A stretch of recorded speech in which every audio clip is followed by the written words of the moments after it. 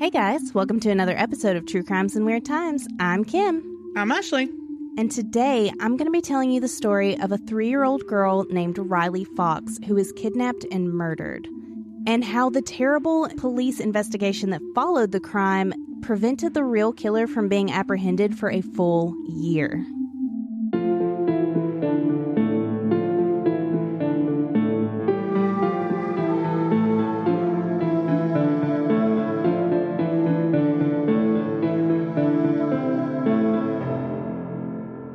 Riley's parents, Melissa and Kevin Fox, met in high school.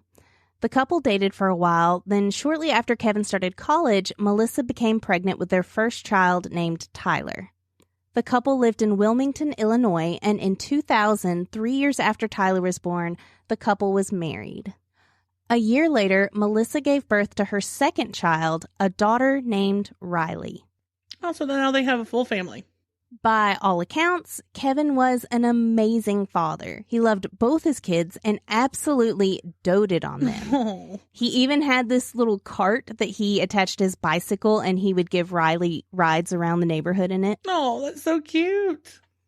So in 2004, Riley was an adorable, happy little girl who loved dressing up, and she loved watching Dora the Explorer. The weekend of June 5th, 2004, Riley's mother, Melissa, had traveled to Chicago to do a breast cancer walk. Now, she rarely left her kids for the night, so this was one of the very first times she had done it. So it was a pretty big deal for the family for her to be gone. Yeah. And the night before the walk, which was a Saturday, Melissa stayed with some friends at a campsite in Skokie. Meanwhile, that same night, Kevin actually also had gone to Chicago to see a concert with a couple of his friends. Oh, okay. So he had left both the kids, Tyler and Riley, with Melissa's mother while he went to the concert. And then he came back and picked the kids up around 1 a.m. Now, he loaded the kids in the car. They were probably already sleeping or at least falling asleep in the car. So by the time he got the kids home, the kids were exhausted. Kevin was exhausted. So he takes them inside the house, and rather than carry both kids upstairs to their beds, one at a time, making the bed, getting pajamas on. Yeah, right. Yep, Yep. Kevin decides, I'm just going to let them sleep in the living room. So he lays 6-year-old Tyler on a chair with a footrest, and he lays 3-year-old Riley on the couch. Okay. He then heads up to his own room, where he has a snack, watches a little TV, and goes to sleep around 2:30 a.m. with a plan to get himself and the kids up in the morning and go meet Melissa at the finish line of her walk. Oh. However, the next morning, shortly before 8 a.m., Kevin is woken up by Tyler, who tells him that Riley is missing. Oh, no. Now, Riley was not the type of child to wander off. So Kevin attempts to stay calm, and he searches the house for her, but he searches and he searches and he finds no trace of her. God. Now, during his search, he notices that the front door was ajar. So he runs next door because Riley has a little best friend that lives next door. Oh, okay. So he runs next door, maybe she's over there, but still no Riley. God, that's got to be terrifying. I know, I can't imagine. Yeah. Now, at this point, Kevin says, okay, it's time to call the police. But Riley hadn't really been missing that long yet, and he didn't want to overreact. He's trying to stay calm. So he calls the police non-emergency line instead of calling 911. Well, here's the thing, though. She's 3 years old. I mean, that's time to panic. Oh, yeah. I would absolutely be panicking and calling 911. Yeah. Now, police at the time actually reassure him that he made the right decision. Oh, good. And that staying calm was really important in situations like this. And most of the time, the child's just wandered a little ways off, and they'd be found pretty quickly, and it wouldn't be that big of a deal. Okay. But as time passed, the search efforts grew really quickly. Ugh. And within an hour, hundreds of people had come out to search for the little girl. They were told that she was wearing a white t-shirt with a flamingo on it and pink capri pants. Now, while the search is happening, Melissa calls to arrange the meeting at the finish line, but instead, Kevin has to tell her that Riley is missing. Oh, no. Oh, my Lord. So Melissa immediately leaves for home, driving just as fast as she could down the interstate to get home so she can find her baby. Right. An Amber Alert was sent out, and by that afternoon, more than 500 people were out searching for Riley Fox. Wow. Unfortunately, the search ended around 3 p.m. when a mother and daughter went to help search in the Forsyth Woods. While walking along the edge of Forked Creek that runs through the forest, they discovered the body of Riley Fox floating face down in the water. Oh, God. She was wearing only her t-shirt. She had duct tape over her mouth. Mm-mm. Medical examiners also found tape residue on her arms, meaning she'd been bound at some point. Yeah. And Riley had also been sexually assaulted. Oh, so a rape kit was done on her, and testing of the kit showed no foreign DNA except for a test for saliva that came back as inconclusive. Ugh. Now, the investigation for this crime is one of the most infuriating things I have ever researched. Oh, my God. I can't wait to get mine. I mean, I typed some of my notes in all caps because I was so angry writing it down. For starters, after finding Riley's body, police didn't tell her parents immediately that they had found it. Huh. Instead, they drove them to the police station where they separated the couple into 2 rooms, and they left them alone to wait for 45 minutes. What? Then they finally came in to tell the parents what they'd found. Oh, my God. While they were still separated? Yep. Oh, my God. The Will County detectives then immediately set their sights on Kevin. He was their prime suspect. And I can see that. That's understandable. Right. You always look at the person who is, in the house with them first. Right. And in fact, they sent detectives to Riley's funeral to record Kevin's reaction and his behavior at the funeral home. Oh, wow. The parents cooperated every step of the way. They were allowing searches, answering questions, they gave DNA samples. They did everything they were asked to do. Okay. Now, some of their family members encouraged Kevin to hire an attorney, but after talking to one, he decided against it. And according to an article in the Chicago Magazine, Kevin felt like he didn't have anything to hide, so he wouldn't need a lawyer. And he was actually kind of concerned that hiring one would make him look guilty. Look, here's the thing. Whether you've committed a crime or not, just hire the lawyer. Always get the lawyer. Always. Don't talk to the police ever without your lawyer. They're going to help you answer whatever you need to get done, answer. Now, a few weeks after Riley's murder, Melissa and Kevin allow the police to interview their son, Tyler. Because, after all, he was in the room with Riley. If he saw anything at all, it could be really helpful. Yeah, okay. Tyler was interviewed by a woman named Mary Jane Pluth, who worked for the Will County Children's Advocacy Center. However, she interviewed the 6-year-old for over an hour, asking him the same questions multiple times. Huh. So it sounds a lot like that daycare center we talked about before. Yes, that's all I could think about reading about this interview because I was just like, they did things so wrong. And this was in 2004. It wasn't even that long ago. Right. So, for instance, she asked if Kevin had left the house that night. And after shaking his head no several times to the question, Tyler eventually nods his head yes. That's what a kid his age would do. Right. If you keep asking after they've given you an answer, they're going to assume that they gave you the wrong answer. Right. Mary Jane then begins asking if Kevin took Riley with him when he left the house. Oh, God. And again, the now sobbing child tells her no more than once, as Mary reassures him it's okay, he can tell her, it's fine, you just got to tell me what happened. Ooh. While this child is weeping. Mm-hmm. That's a lot of pressure. By the end of the interview, Tyler had answered no approximately 178 times. Oh, my God. Later that afternoon, a detective named Michael Guilfoyle, and I'm sorry if I'm saying that name wrong, drove Tyler home and continued talking to the child. Off the record. Well, it was an interview, in air quotes. Uh-huh. Except in this interview, there were no cameras, no recording equipment. So all the evidence they had from it was written up as a summary of it by the detective. No.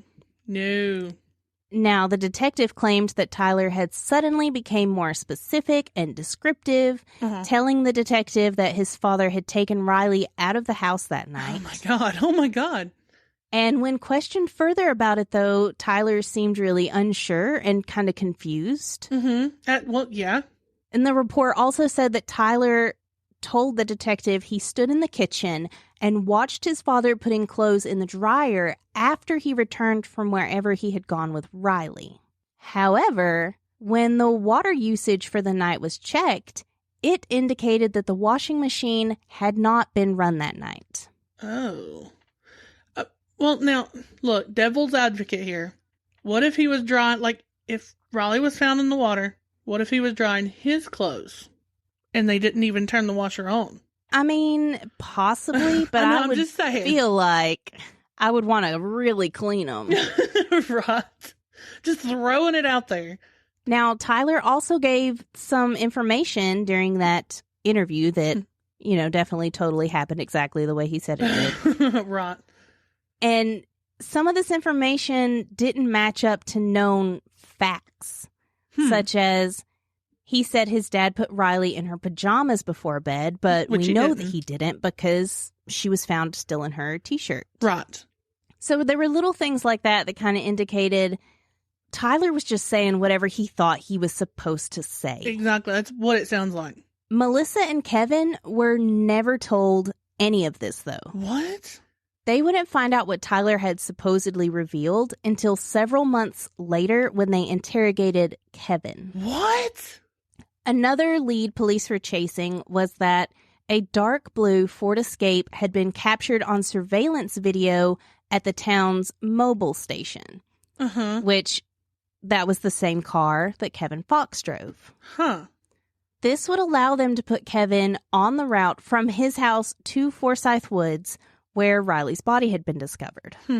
However, Kevin's attorney would later say that upon viewing the video herself, it's never been released to the public. Okay.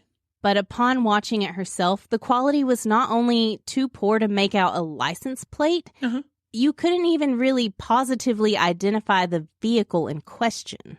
So they're just kind of throwing things up and seeing if it'll stick. Pretty much, yeah. I mean, they're like, look, a dark SUV, that's a blue Ford Escape, even though from the sound of it, you really can't even tell that much. Yeah.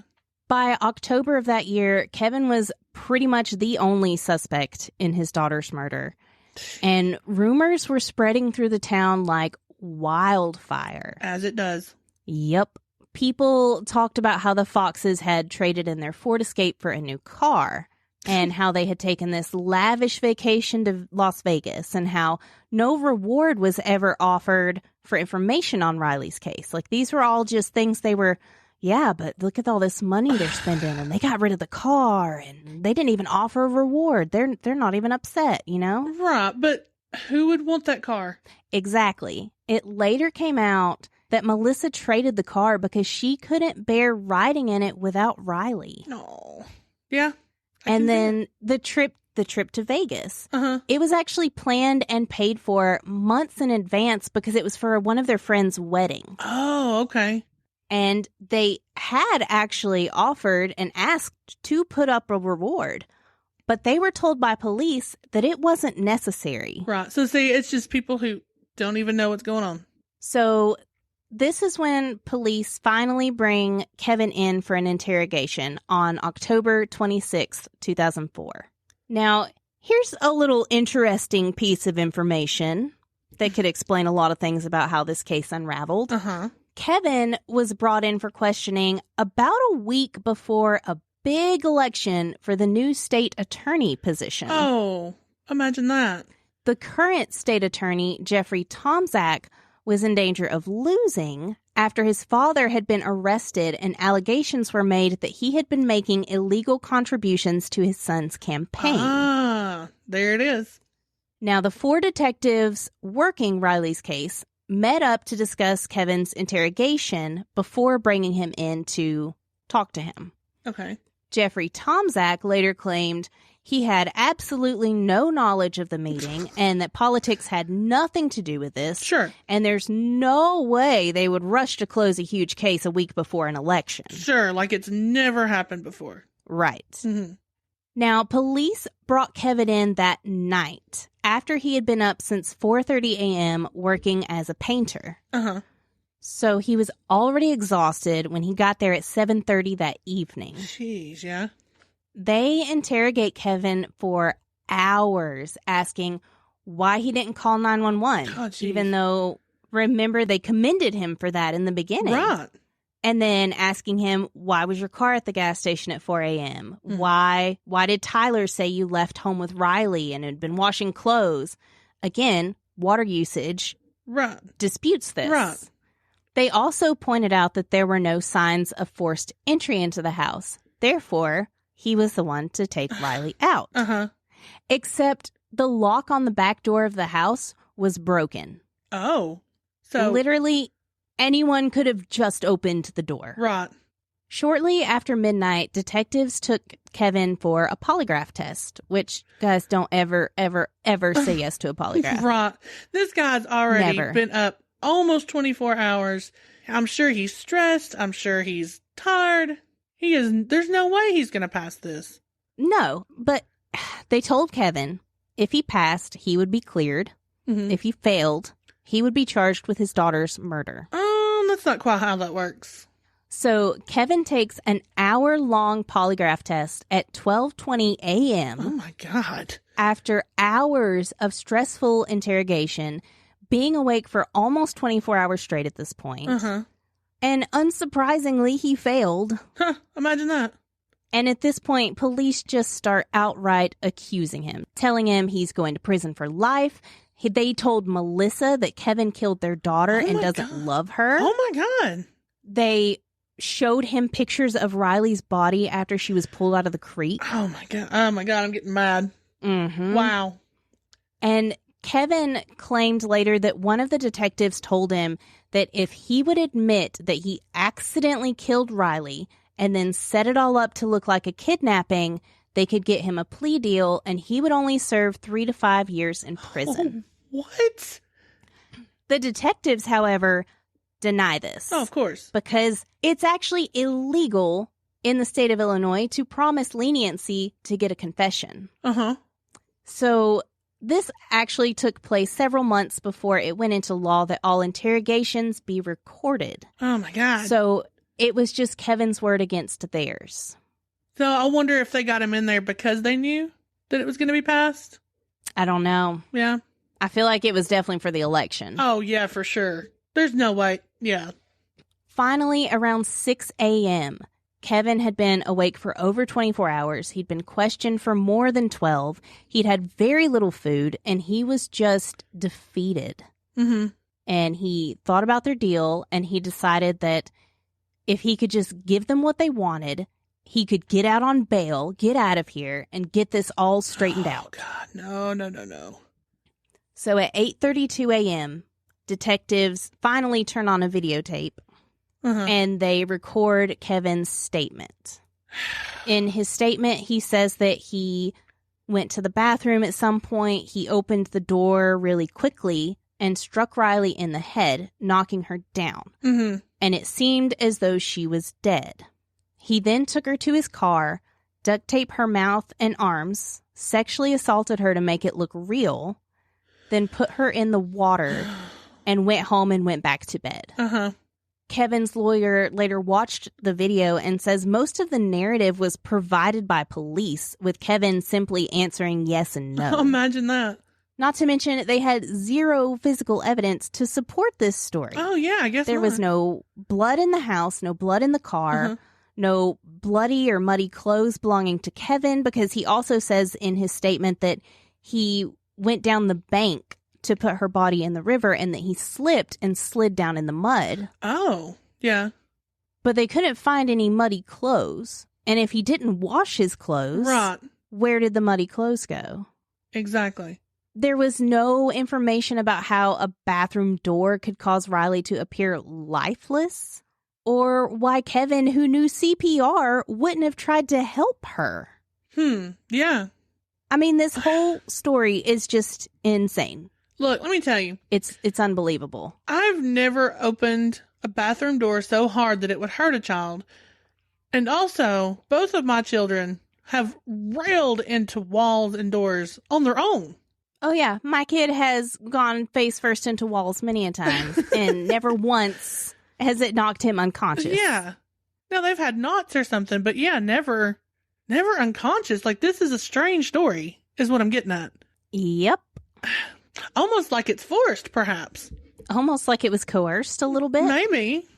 Kevin was arrested, and his bond was set at $25 million. Holy cow.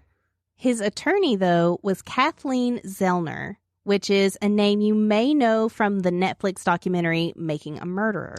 Oh, okay. She's known for winning wrongful conviction cases. Okay. So she told the family, look, don't try to get Kevin out of jail. Yeah. It's too much money. Instead, put that money towards clearing his name. Okay. Which I know was really, really hard to do, to leave him in jail, but yeah, she had a good point, and they probably made the right decision. During the initial hearing on the case, State Attorney Tomczak claimed that the autopsy report showed Riley was alive and struggling when she was put in the water. Oh, God. However, later, the forensic pathologist who actually did the autopsy signed an affidavit saying he had never spoken to Tomczak, and he did not share his opinion that she was alive at that point. Oh, huh.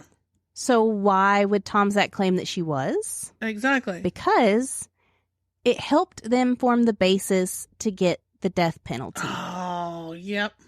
Tomczak actually lost the election before the trial was held. Good. But the winner, a man named James Glasgow, had already promised the public that he planned to continue to pursue the death penalty against Kevin Fox. Ooh, not so good. Right. And now you got to imagine the whole community believes this story. Why wouldn't they? You know, the police are coming out and telling you they have the guy who did it. Why would they question that? Exactly. So to stay in their favor, they need to deliver, you know? I was going to say, and that was, I mean, perfect timing for a political stance on it. Zellner was working hard this whole time building a case to prove Kevin's innocence. Mm-hmm. They tested the theory of where Kevin supposedly put her body in the creek. You know, when he said he was carrying it down, he slipped and fell. Right. So they went there with basically a 40-pound bag. Okay. And had them carry it down, put it in the water.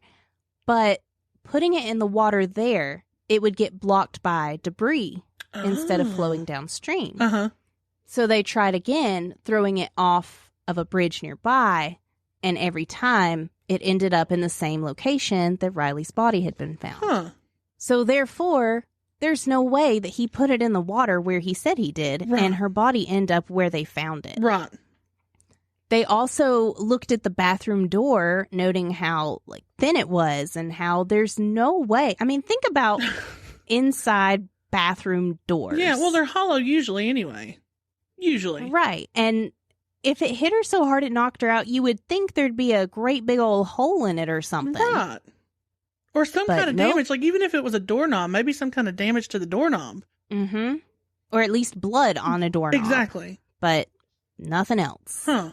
But, you know, they're going through and looking at all these things that the police should have done Yup. when getting Kevin's story. Right. But then Zellner found the most important piece of overlooked evidence. That inconclusive DNA test for saliva found on Riley. Mm-hmm.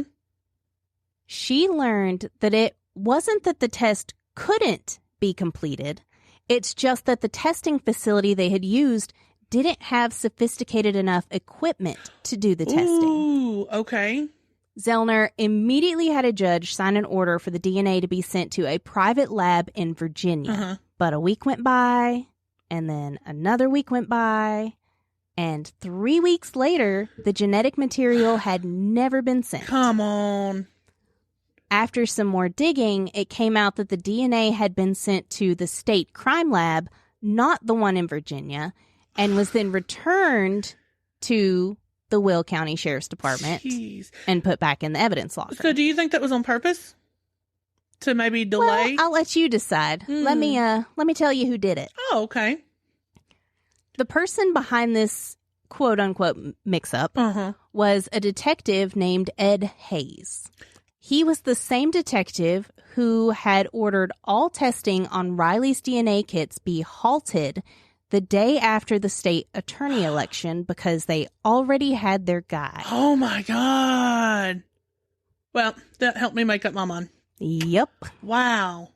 Once the mistake was discovered, the DNA was finally sent to the right place, and the family waited 2 months for the results. Oh, God, that had to have been hard. I'm sure it was. I can't even imagine. Yeah.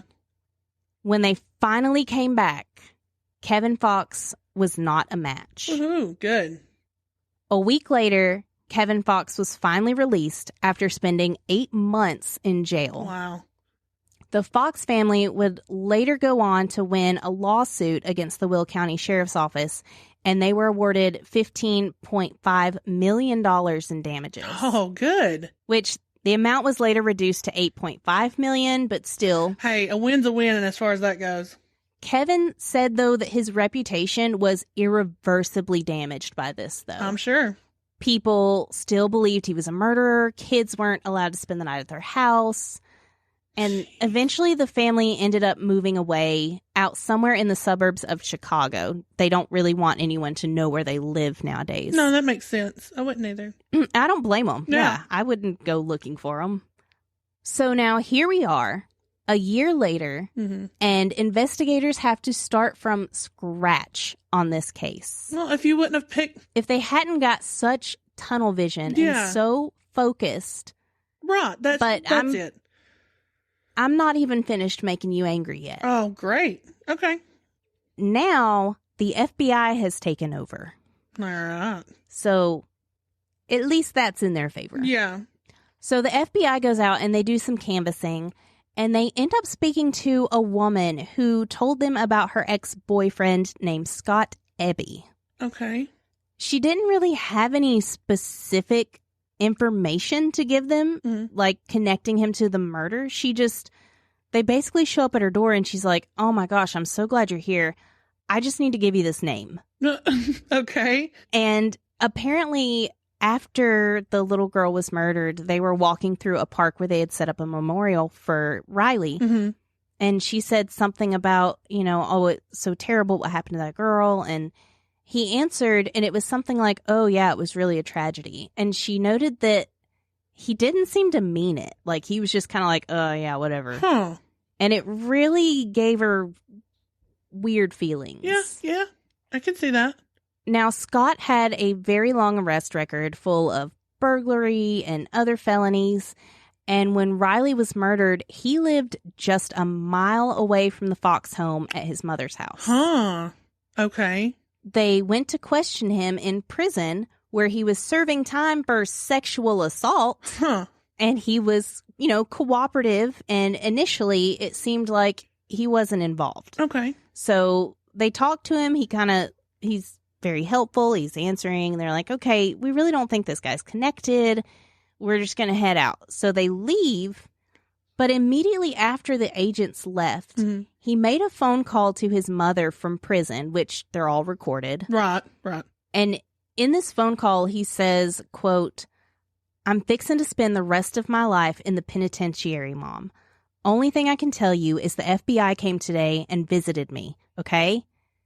And that's the only thing I can say. You got to come down here, Mom, so I can give you a hug and a kiss one last time, please. And that's why they're all recorded. Yep. A few days after this, Scott attempted suicide and had written a letter titled A Confession to Murder. Huh. Now, this letter is immediately faxed over to the detectives with the FBI, and they're like, oh, what? Okay, here we go. And they, go talk to him again, and he, this time, just confesses in all the terrible detail about what happened to Riley Fox. Oh, God. Scott had been drinking and using cocaine that night and had plans to go out and rob some houses. Nice. He actually broke into the house across the street from the Fox home first that night, cutting a hole in the screen door and taking about $40 from the homeowners before leaving. Huh, okay. Oh, and the police knew about the break-in, by the way. They were just so focused on Kevin Fox, they decided that it was irrelevant and not connected. You gotta be kidding me. Oh my God. So after Scott left the neighbor's home, he discovered the broken lock on the back door of the Fox house, and he just walked right in. God. He says that he couldn't find anything of value to steal, but then he saw Riley sleeping on the couch. A 3-year-old. That's so gross. He took her with him, drove to the Forsyth Woods, where he assaulted her in one of the park bathrooms. He then realized his bandana had slipped off his face and that she had seen him, so he decided he had to kill her. God. Now, Scott thought that he would have been caught a lot sooner for this crime. Okay. Scott himself expected to be caught sooner because he made one very stupid mistake. After dumping Riley's body, he took off both his shoes and threw them into the creek as well. Both the shoes had his name written inside them on the tongue of the shoes. What? And the police found them the same day they found Riley's body. Kim, shut up. They had these shoes with the name Ebby written inside them from day one, and they just never looked into it. I mean, did they have it as evidence? Did they, what did they do with them? Yeah, they had them as evidence. You have got to be kidding me, because literally, they knew he broke into that house. They have his name in the shoes near her body. Yep. I don't even know what to say to that. His literal name. Oh my God. Written in shoes. Oh my God. Next to the body. And they're just like, these probably don't matter. People leave shoes in the creek all the time. Conveniently nearby little girls' bodies. Like, what? Oh my God. Oh my God. Okay. Oh, I'm not even done. Great.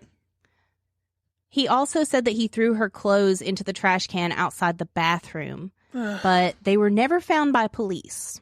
Did they ever look there, though? So, I mean, I don't know that they did. Why else would they not have found them? Yeah. Well, I mean, why else would they look at a pair of shoes, I guess, with names written in them? And to make it even worse, police visited Scott just hours after Riley's disappearance to do a welfare check on him because a friend reported that he was suicidal. Upon seeing the police at his door, he immediately vomited and asked if they found the little girl yet. Oh my God. Oh my God. I have nothing for that. I'm just mad. After the DNA found on Riley was matched successfully to Scott Ebby. Yeah. He pled guilty to the crime and was sentenced to life without parole in 2010. Oh, what? They didn't want to give him the death penalty? Apparently They were not. willing to give it to Kevin Fox. They sure were. Wow. That was a fun ride, Kim. I'm going to go to bed I cannot imagine, to be Kevin, knowing that you had nothing to do with this. Knowing that your child died. Knowing what happened to her. And then... having to admit to it. Having to admit that you sexually assaulted your own child. Mm-hmm. Oh my God. And for police to have all of this stuff, DNA, they could have sent for further testing, but they didn't. Literally. They had right there. His shoes with his name inside them. And they didn't make a link. That doesn't... Ebby is not... They spoke to him. He asked if they found the little girl after puking. I mean, the house across the street was broken into. They could have looked into that. I mean, they had all these pieces of evidence right in front of them that could have led them to this guy from the very beginning. But you're right. And instead, they just tunnel visioned in on Kevin Fox and forced all the pieces in a way that they didn't fit, but it made it look good. That's exactly it. They were trying to make it look good. They wanted it to be open and shut and done. Before an election, I guess. And especially interrogating Tyler. Yes. Who interrogates a 6-year-old like that? The whole case. I mean, the more I read about this case, the more infuriated I got, because this is not an isolated incident. Right. I mean, this happens. Yeah. People get sent to jail for things they didn't do because investigators won't look at the evidence. Right. Exactly. And some of them don't get away before they have to go to trial. Right. Some of them are sent to prison or sent to the death penalty. Exactly.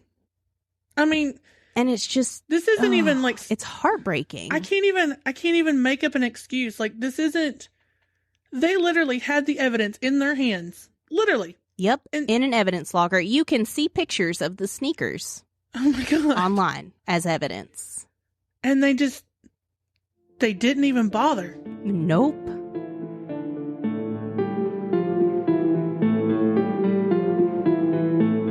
Thanks for listening. Like us on Facebook at True Crimes and Weird Times Podcast. Follow us on Instagram at True Crimes Weird Times. Email us your stories at truecrimesweirdtimes@gmail.com. Can't wait for the next episode? Check out our Patreon for bonus episodes and more. And if you enjoyed the show, make sure to subscribe and leave a review. Bye!